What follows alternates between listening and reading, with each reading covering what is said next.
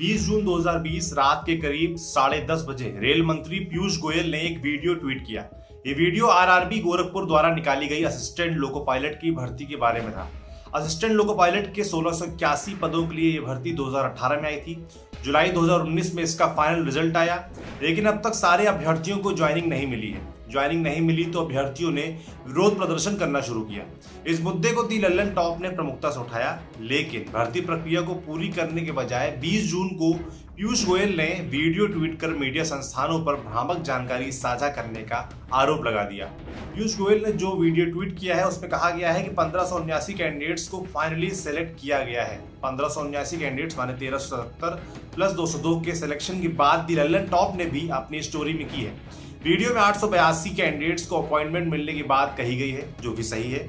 1377 candidates का पहला panel आया था। 1099 कैंडिडेट्स को डिवीजन अलॉट हुआ, बाकियों को नहीं। दी लल्लन टॉप का सवाल यह था कि बाकी कैंडिडेट्स को डिवीजन अलॉट क्यों नहीं किया गया, उन्हें अपॉइंटमेंट कब मिलेगा।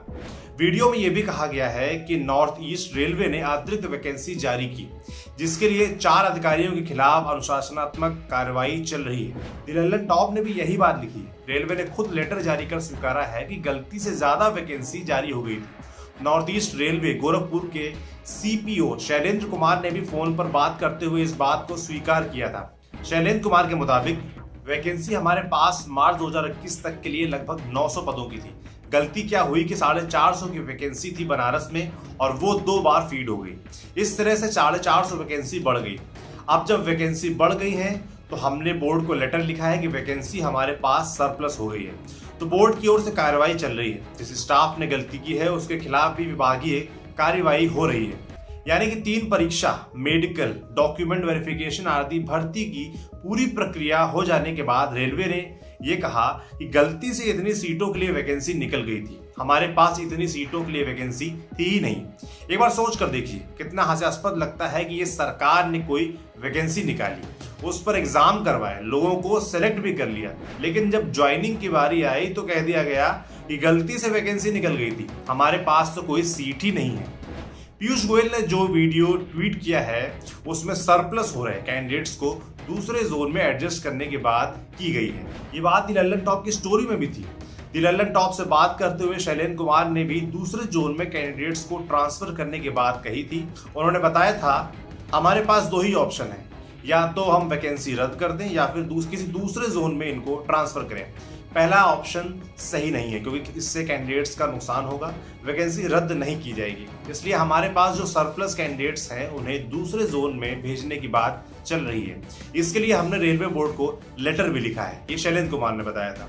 17 फरवरी 2020 को नॉर्थ ईस्ट रेलवे ने आरआरबी गोरखपुर को लेटर लिखा, कहा कि हमारे पास 865 सीट ही हैं, इससे ज्यादा लोगों को हम ज्वाइनिंग नहीं दे पाएंगे।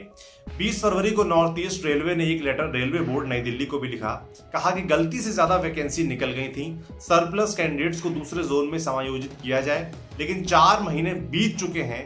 पीयूष गोयल को यह बताना चाहिए कि दूसरे जोन में कैंडिडेट्स को एडजस्ट करने की प्रक्रिया कहां तक पहुंची है। पीयूष गोयल को यह भी बताना चाहिए कि जिन जगहों पर आरआरबी गोरखपुर के कैंडिडेट्स को समायोजित किया जाएगा वहां की वेटिंग लिस्ट में मौजूद कैंडिडेट्स का क्या होगा, क्योंकि जब भी किसी भर्ती का फाइनल रिजल्ट आता है तो उसमें कुल सीटों के 1.5 गुना कैंडिडेट्स को पास किया जाता है, ताकि खाली रह गई सीटों को भी भरा जा सके। इसलिए पीयूष गोयल को उस जोन में वेटिंग लिस्ट में शामिल कैंडिडेट्स को लेकर भी स्थिति स्पष्ट करनी चाहिए। अब आते हैं रेलवे के आखिरी दावे पर। रेलवे का कहना है कि इतनी पारदर्शिता के बावजूद, मीडिया का एक धड़ा, अपॉइंटमेंट के बावजूद नौकरी न दिए जाने से जुड़ी भ्रामक जानकारी का प्रसार कर रहा है, जो सरासर गलत है और फेक है। ऊपर हमने रेलवे के दावों को बताया है, दी लल्लन टॉप की स्टोरी में जो बातें लिखी गई हैं उनके बारे में भी बताया है। और जिस वीडियो को पीयूष गोयल के वीडियो में भ्रामक और फेक बताया जा रहा है वो दी लल्लन टॉप के डेली न्यूज बुलेटिन दी लल्लन टॉप शो का हिस्सा है। इसमें जो हमने कहा है वही रेलवे भी कह रहा है और हम पर ही भ्रामक जानकारी देने का आरोप लगा रहा है। पिछले 10 महीने से सिलेक्टेड कैंडिडेट्स अपॉइंटमेंट पाने के लिए विरोध प्रदर्शन कर रहे हैं। दिल्ली से गोरखपुर तक रेलवे बोर्ड का चक्कर काट रहे हैं और जब हमने इस मामले को उठाया तो हम पर भ्रामक जानकारी देने का आरोप लगा दिया गया। भर्ती में पारदर्शिता का दावा करने वाला रेलवे आखिर क्यों नहीं बताता कि जब 865 सीटें ही थी तो फिर 1681 पदों के लिए 3-3 लेवल के एग्जाम, मेडिकल डॉक्यूमेंट वेरिफिकेशन कैसे हो गया। फरवरी 2018 में वैकेंसी आई और अगस्त 2019 में पहला पैनल आया। इस बीच कहीं भी रेलवे को यह बात क्यों नहीं पता चली कि जितने पोस्ट के लिए वो एग्जाम करा रहे हैं वास्तव में उतनी पोस्ट है ही नहीं।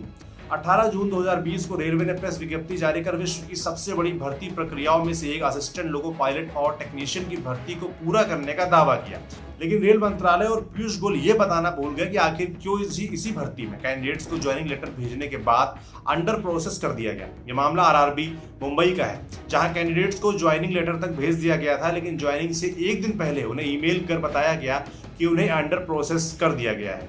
किसी भी भर्ती के लिए कैंडिडेट सालों साल मेहनत करते हैं, वैकेंसी आती भी है कई साल में एक बार।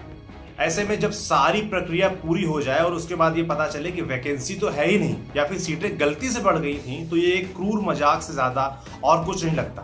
बेहतर हो रेल मंत्री इन सवालों का जवाब दें, ना कि दूसरे संस्थानों को, मीडिया संस्थानों को गलत साबित करने के लिए ट्वीट करें। हमें भी इंतजार रहेगा रेल मंत्री पीयूष गोयल के जवाब का।